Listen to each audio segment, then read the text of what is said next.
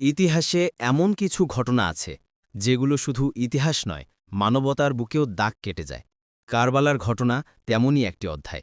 ইসলামের নবী হজরত মুহাম্মদ সাল্লাল্লাহু আলাইহি ওয়াসাল্লামের দৌহিত্র, জান্নতের যুবরাজ, সুন্নাহ ও সত্যের প্রতীক হজরত ইমাম হুসাইন রাদিয়াল্লাহু তাআলা আনহু এবং তার অল্পসংখ্যক পরিবার সঙ্গীরা ৬৬১ হিজরির ১০ মুহররম কারবালার মরুপ্রান্তরের নির্মমভাবে শহীদ হন।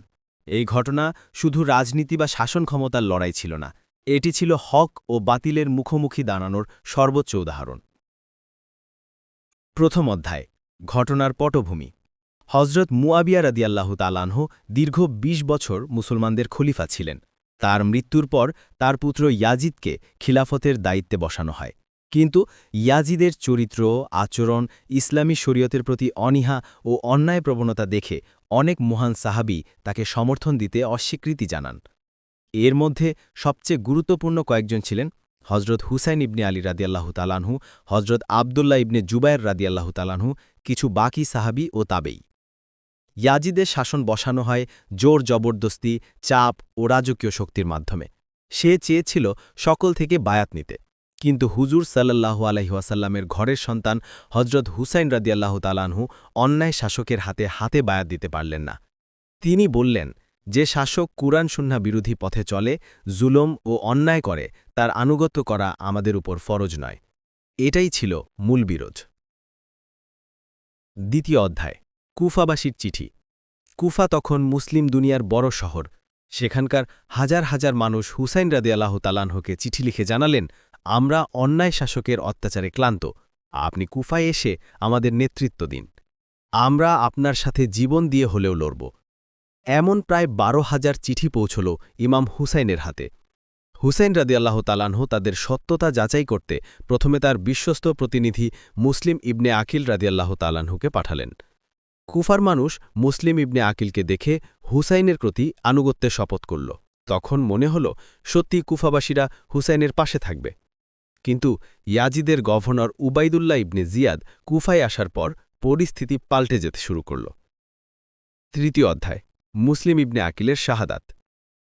ইবনে জিয়াদ কুফাবাসীকে ভয় দেখিয়ে, তাদের পরিবারকে হুমকি দিয়ে, সম্পদ দিয়ে কিনে নিয়ে হুসাইনের সমর্থকদের ভেঙে ফেলে।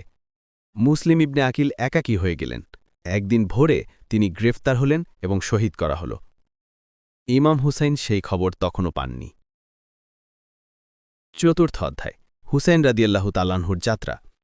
হুসাইন রাদিয়াল্লাহু তাআলা আনহু তার পরিবার, সঙ্গী, নারী শিশু নিয়ে মদিনা থেকে মক্কা, মক্কা থেকে ইরাকের দিকে রওনা দিলেন। মোট সদস্য ছিল পরিবার পরিজন, কয়েকজন সাহাবী, প্রায় ৭২ জন যোদ্ধা। মহানবী সাল্লাল্লাহু আলাইহি ওয়াসাল্লামের দৌহিত্র, যার শিরায় ফাতিমা ও আলীর রক্ত, তিনি রক্তপাত চাননি, তিনি শুধু ন্যায়ের পথ দেখাতে চাইছিলেন। যাত্রাপথে অনেক সাহাবী তাকে সতর্ক করলেন, কুফাবাসীরা বিশ্বাসঘাতকতা করবে, যাবেন না। কিন্তু হুসাইন রাদিয়াল্লাহু তাআলা আনহু উত্তর দিলেন, আমি ন্যায়ের পথ ছাড়া অন্য পথ বেছে নেব না, ফলাফলের মালিক আল্লাহ। পঞ্চম অধ্যায়, হুরের বাহিনীর সাথে সাক্ষাৎ। কারবালার পথে হুর ইবনে রিয়াহ নামে ইয়াজিদের এক সেনাপতি হুসাইনের পথ রোধ করলেন। হুসাইন রাদিয়াল্লাহু তাআলা আনহু বললেন, আমি যুদ্ধ করতে আসিনি। হুর বললেন, আমিও আপনাকে আটকাচ্ছি, কিন্তু যুদ্ধ আমার উদ্দেশ্য নয়।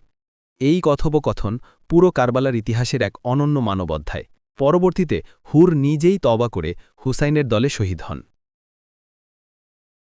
ষষ্ঠ অধ্যায়, কারবালায় আগমন। হুসাইন রাদিয়াল্লাহু তাআলা আনহু যখন কুফার কাছে পৌঁছলেন, তখন জানতে পারলেন মুসলিম ইবনে আকিল শহীদ হয়েছেন, কুফাবাসীরা প্রতারণা করেছে। তিনি বললেন, আমি আর ফিরে যাব না, আমি সত্যের পথে আমার জীবনের দাম দিতে প্রস্তুত। কারবালার বালুকামার প্রান্তরে তাঁবু খাটানো হল।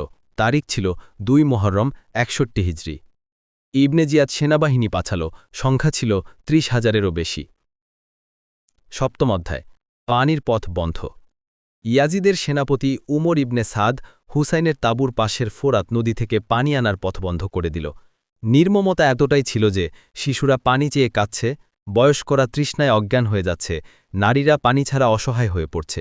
তবুও হুসাইন রাদিয়াল্লাহু তাআলা আনহু অন্যায়ের কাছে মাথা নত করেননি। অষ্টম অধ্যায়, ইমাম হুসাইনের শেষ রাত।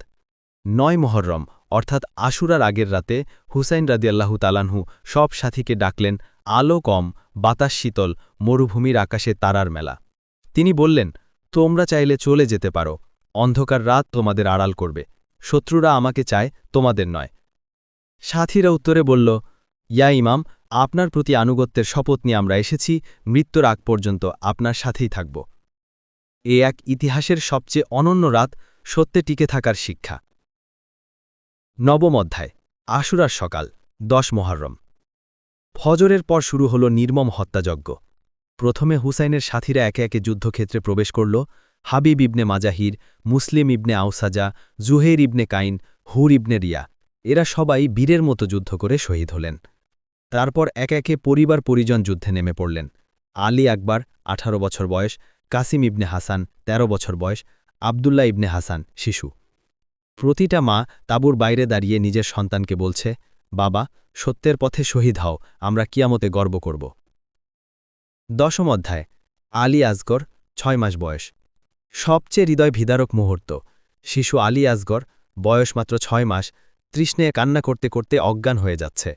হুসাইন রাদিয়াল্লাহু তাআলাহু তাকে কোলে নিয়ে শত্রুপক্ষে দাঁড়িয়ে বললেন, এই শিশুটির তো কোনো দোষ নেই, তাকে একটু পানি দাও। উত্তরে শত্রুর এক সৈনিক হারমালা তীর ছুড়ল। তীর শিশুর গলা বিদ্ধ করে তার বাবার হাতে শহীদ করে দিল। ইতিহাসের এই অধ্যায় শুনলে পাথরও কাঁদে। একাদশ অধ্যায়, আব্বাস ইবনে আলীর শাহাদাত। ইমাম হুসাইনের ভাই আলমদার নামে পরিচিত হযরত আব্বাস রাদিয়াল্লাহু তাআলাহু পানি আনার জন্য ফোরাতের দিকে এগিয়ে গেলেন।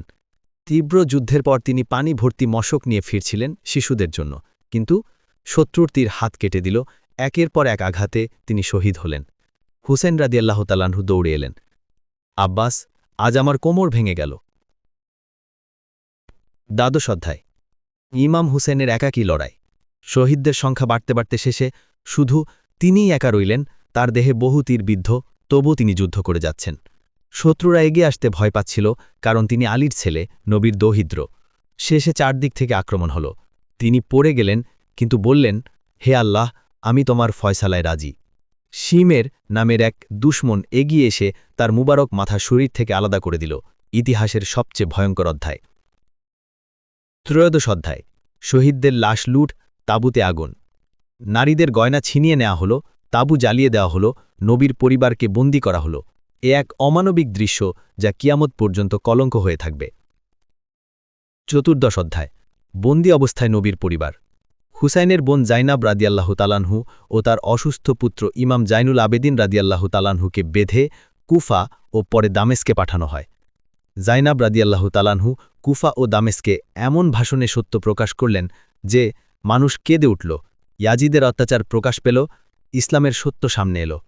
ইয়াজিদও পরে বুঝল সে কি ভয়ঙ্কর কাজ করেছে। 15তম অধ্যায়, কারবালার শিক্ষা।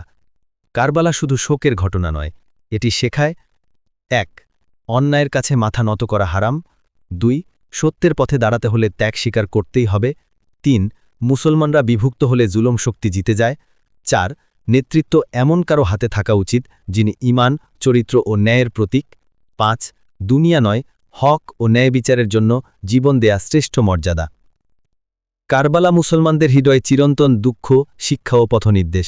হুসাইন রাদিয়াল্লাহু তাআলাহু শহীদ হয়ে পৃথিবীকে দেখিয়ে দিলেন, সত্যকে হত্যা করা যায়, কিন্তু পরাজিত করা যায় না। আজও যেখানে অন্যায়, জুলুম ও অন্ধকার, সেখানে আলোর পথ দেখায় কারবালার শহীদরা।